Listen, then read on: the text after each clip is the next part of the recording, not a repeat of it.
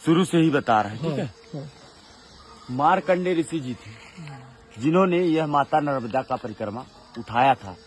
उन्होंने जल हाथ में रख करके संकल्प लिया कि हे माते, दोनों टाइम आपकी घाट की आरती करूंगा, एक टाइम भोजन करूंगा, जहां संध्या हो जाएगी मैं वहां विश्राम करूंगा। ऐसा बोल करके उन्होंने पूरा परिक्रमा किया। 3 साल 3 महीना 13 दिन लगाए उन्होंने अपने परिक्रमा में, जगह जगह उनकी तपस्थली बनी। 3 साल 3 महीना 13 दिन। तभी मार्कंडेय ऋषि जी ने ऐसा कहा कि मैं मार्कंडेय ऋषि माता नर्मदा का परिक्रमा सबसे पहले कर चुका हूँ। जब उनको सबसे पहले करने का अहंकार हुआ तो मैया का नाम है नर्मदा, नर्मदे हर। नर का मतलब होता है एक मनुष्य, मत का मतलब उसका अहंकार, और हर का मतलब हरने वाली, नर के मद को हरने वाली। मार्कंडेय ऋषि जी का अहंकार टूटा, मार्कंडेय ऋषि जी खंडित हुए। जब उनको ये प्रतीत हुआ कि अब माता नर्मदा का परिक्रमा तो कोई नहीं कर पाएगा, इसके कारण उनको वो दूसरी बार कोशिश किए।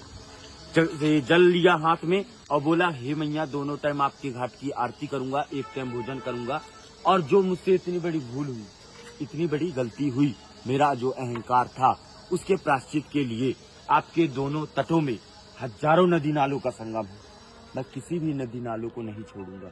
उन्होंने सभी का परिक्रमा किया, किसी नदी नालों को नहीं छोड़ा। 27 वर्ष लगे थे उनकी परिक्रमा में, 27 वर्ष। और मार्कंडेय ऋषि जी का यही कहना था कि जैसे हिमालय में जाते थे महिलाएं मोक्ष की प्राप्ति के लिए, ये नर्मदा परिक्रमा में ही एक मोक्ष है। 2 मिनट आ रहा हूँ बस। मोक्ष का मतलब होता है किसी जीव के जन्म और मरण के बंधन से छूट जाना, ये मोक्ष का अर्थ है। इसीलिए परिक्रमा करते हैं। बोलिए नर्मदे हर। एक मिनट सुनिएगा, ये मैया जो है अमरकंठ पे जन्म ली है, शिव के कंठ से उत्पन्न हुई थी। वो रेवा कुंड स्थान है, वहाँ से मैया गुप्त रोड यहाँ आती थी। कहाँ? माइकी बगीचा पे। पूरे 12 वर्ष तक बचपना बीता है यहाँ पर। उनकी 5 सखियां थी, जोहिला, गुलबकौली, मालिनी, मलनिया और कपिला। 5 सखियों के साथ बचपना बिताने के बाद मैया का शादी तय हुआ। सोन जी महाराज, दंत कथा के अनुसार से ब्रह्मा जी के मानस पुत्र हैं सोन, और नर्मदा मैया शिव जी की पुत्री। सोन और नर्मदा ये दोनों का लग्न तय हुआ था। 24 किलोमीटर दूर जो माई का मंडप है, वहाँ मैया तैयार हो रही थी, वस्त्र श्रृंगार कर रही थी।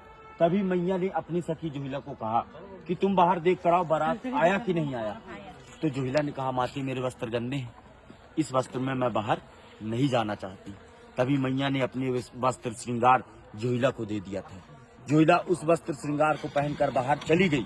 जितने भी बाराती वाले थे सभी देखे, इतने सुंदर रूप, यही दुल्हन की रूप में लग रही है। उसे मंडप पर बैठाल दिया गया।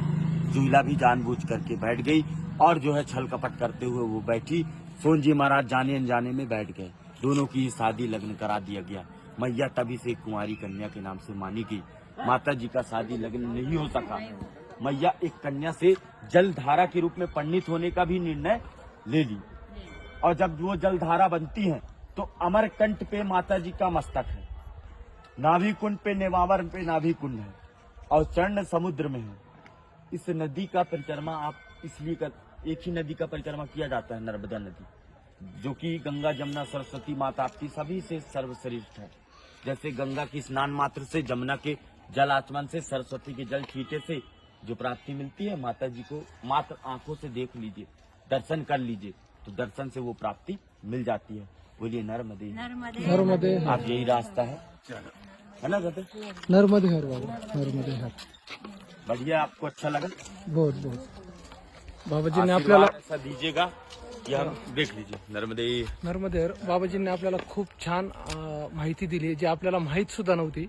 तर सगळ्यांनी एकदा म्हणूया, नर्मदे हर हर। जय हो मैया, आपका अच्छे से पार लगे, घर द्वार में कभी परेशानी ना आए।